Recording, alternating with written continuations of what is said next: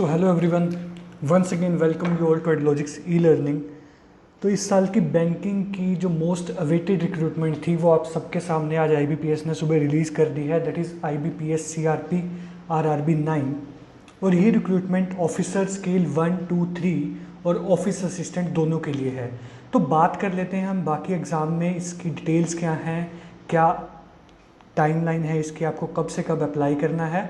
और इसमें ये जो सारे पार्टिसिपेटिंग RRBs हैं that is regional rural banks हैं, तो अराउंड 43 RRBs हैं जिन्होंने अपनी सीट्स रिक्रूट की हैं। 43 RRBs ने वैकेंसी निकाली हैं। एलिजिबिलिटी क्राइटेरिया क्या है इसका, वो अलग अलग पोस्ट पर डिपेंड करेगा। तो ऑफिसर स्केल 3 की अगर बात करें, सबसे पहले तो एज क्राइटेरिया की बात करें तो 21 साल से लेकर 40 साल तक के कैंडिडेट्स इसको भर सकते हैं। ऑफिसर स्केल 2 जो कि मैनेजर की पोस्ट होती है वो 21 साल से लेकर 32 साल तक के कैंडिडेट्स अप्लाई कर सकते हैं। ऑफिसर स्केल 1 के लिए अगर बात की जाए तो 18 साल से 30 साल, और ऑफिस असिस्टेंट जिसको हम क्लरिकल भी कहते हैं बैंकिंग में, वो 18 साल से लेकर 28 साल। तो ये तो एज क्राइटेरिया हो गया।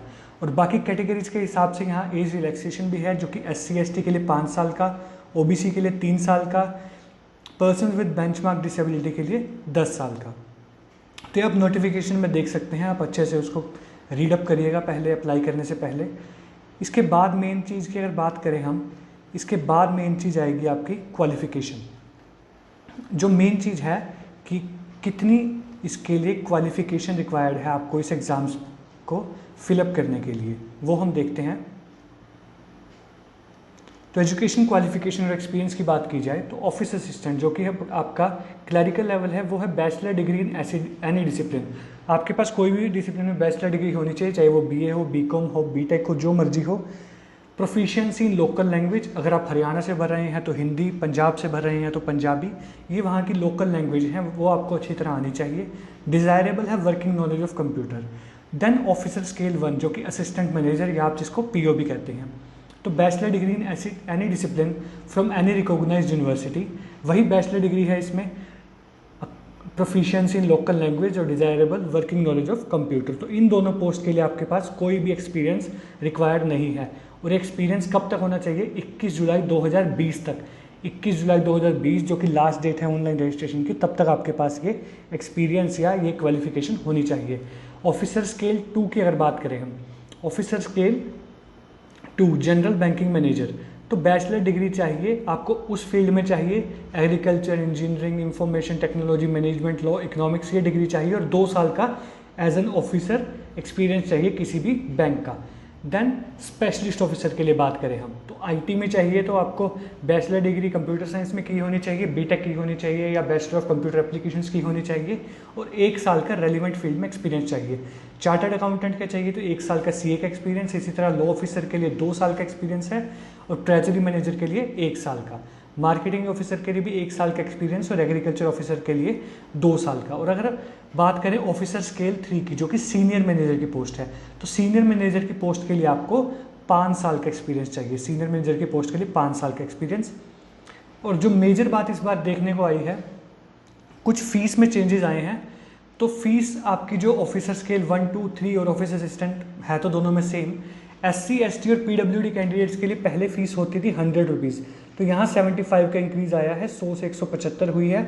और जो आपके जनरल कैंडिडेट्स और OBC कैंडिडेट्स हैं, EWS कैंडिडेट्स, इनके लिए पहले क्या होती थी 600 होती थी, तो वो वहाँ पर 250 का चेंज आया है, मतलब फीस हो गई है अब 850। तो ये मेजर चेंज जो इस नोटिफिकेशन में देखने को मिला। प्रीलिम एग्जाम में कोई चेंज नहीं आया है, वही है रीजनिंग और न्यूमेरिकल एबिलिटी, 40-40 क्वेश्चन, 40-40 नंबर, और कंपोजिट टाइम है, मतलब सेक्शनल टाइमिंग नहीं है। कंपोजिट टाइम है 45 मिनट्स का। बट ये लाइन आपको ज़रूर पढ़नी है कि candidates have to qualify in both the test by securing the minimum cut off mark. जो दोनों टेस्ट की, रीजनिंग की एक अलग कट ऑफ होगी, न्यूमेरिकल एबिलिटी की अलग कट ऑफ होगी, और आपकी फाइनल सिलेक्शन की अलग कट ऑफ होगी। तो आपको दोनों कट ऑफ, सेक्शनल भी क्लियर करनी है और फाइनल कट ऑफ भी क्लियर करनी है। मेन एग्जामिनेशन की बात करें तो मेन एग्जामिनेशन भी कोई चेंज देखने को नहीं मिला, वही रीजनिंग और न्यूमेरिकल एबिलिटी के जो 40-40 क्वेश्चन आते थे 50-50 नंबर के, कंप्यूटर नॉलेज के 40 question 20 number, general awareness 40 question 40 number, और लैंग्वेज आपको दोनों में से एक चूज़ करना होता है, इंग्लिश या हिंदी में से 40 क्वेश्चन 40 नंबर। कंपोजिट टाइम है 2 घंटे का। अब पिछले साल से जैसे देखने को मिला था कि स्टेट वाइज वहाँ पर लैंग्वेज आता है, तो आंध्र प्रदेश के लिए इंग्लिश और हिंदी के अलावा तेलुगु में भी पेपर आएगा, अरुणाचल प्रदेश में इंग्लिश और हिंदी, इस तरह आप अपने स्टेट के लिए लैंग्वेज पढ़ सकते हैं। तो मैं हरियाणा से हूँ तो इंग्लिश और हिंदी दोनों आएंगी मेरे लिए। इंग्लिश और हिंदी तो हर एग्ज़ाम में आपको मिलेगी, उसके अलावा आपको जो स्टेट लैंग्वेज है वो आपको देखने को मिलेगी। यहाँ नीचे आपको ऑफिसर स्केल 2 और ऑफिसर स्केल 3 का भी पैटर्न दिया हुआ है। कट ऑफ स्कोर की इसने बात कर ली कि आपको सेक्शनल भी क्लियर करना है और जो अदर सेक्शनल के अलावा जो फाइनल कट ऑफ है वो भी आपको क्लियर करनी है। इसके बाद अगर मैं बात कर लूँ, मेन जो बात होगी वो डेट्स की बात होगी। डेट्स देख लेते हैं एक बार, कब से कब आपको अप्लाई करना है डेट और क्या आपको उसके लिए चाहिए। तो items required into the venue for candidates, ये इन्होंने दिया है इस बार।